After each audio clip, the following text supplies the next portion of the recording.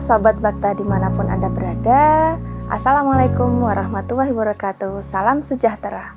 Saya Dwi Margareta Andini, STRKEP MKEP, salah satu dosen Prodi S1 Kebidanan Fakultas Kesehatan Institut Ilmu Kesehatan Bakti Wiyata Kediri. Sobat Bakta yang saat ini tengah merawat anak yang masih batita, terutama anak yang akan memasuki umur 6 bulan, pasti akan menghadapi fase baru bayi, yaitu pemberian MPASI. MPASI harus diberikan saat ASI saja sudah tidak dapat memenuhi kebutuhan nutrisi bayi.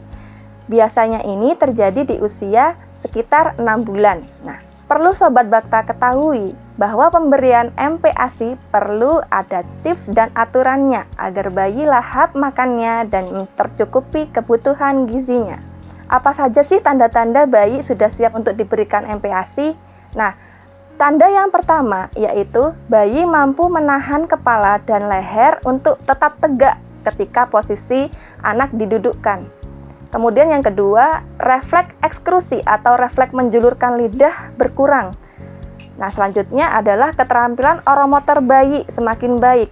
Nah, jadi bayi sudah bisa mengunyah dan menelan makanan.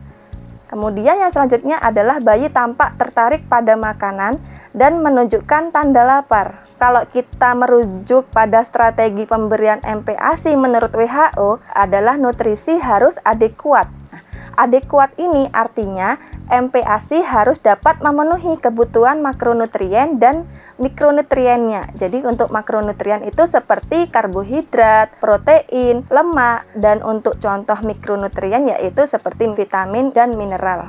Nah, adekuat ini baru dapat tercapai apabila MPASI yang diberikan kepada bayi itu mengandung sumber karbohidrat 35-60% dari total kebutuhan kalori. Kemudian protein dengan mengutamakan dari protein hewani 10-15% dari kebutuhan kalori. Kemudian lemak 30-45% dari kebutuhan kalori, baru sayur atau buah hanya sebagai pengenalan. Jadi diberikan sedikit saja. Jadi bagaimana jika diselang-seling dengan MPASI pabrikan terfortifikasi? Nah, ini boleh-boleh saja. Walaupun perlu diingat pilihan terbaik adalah MPASI buatan sendiri selama bisa memenuhi kebutuhan nutrisi, baik makronutrien maupun mikronutrien. Jadi, selain menu makanan bayi yang harus diperhatikan adalah tekstur makanan bayi harus disesuaikan dengan usia bayi. Pada pemberian MPASI ini sebetulnya harus dimanfaatkan untuk mengenalkan konsep lapar dan kenyang pada bayi, dan ini harus dilatih. Mengatur jadwal di sini akan sangat tergantung dari durasi pengosongan lambung bayi.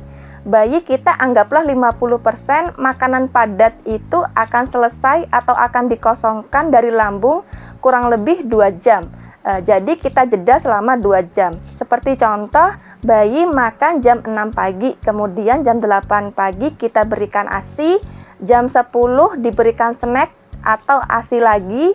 Nah, kemudian pada jam 12 makan siang, jeda 2 jam kemudian, yakni di jam 2 diberikan ASI, jam 4 snack atau ASI lagi, kemudian makan malam jam 6 sore. Nah, begitu seterusnya. Jeda ini sebenarnya tidak harus 2 jam. Ini hanya perkiraan dari durasi pengosongan lambung bayi. Ini tergantung kebiasaan bayi ketika bayi memberikan sinyal lapar. Jangan lupa selalu memantau pertumbuhan anak. Jadi kita bisa tahu MPASI yang kita berikan sudah cukup atau tidak dengan melihat bagaimana kenaikan berat badannya, bagaimana kenaikan panjang badannya, bagaimana kenaikan lingkar kepalanya, dan itu harus selalu rutin ditimbang, diukur, dan dicatat, kemudian diplotkan di kurva pertumbuhan di buku KIA. Jadi ketika ada sedikit gangguan bisa langsung segera diintervensi sebelum semuanya terlambat. Demikian yang bisa saya sampaikan. Sampai ketemu kembali di Bakta Spot selanjutnya. Terima kasih, salam sehat, see you.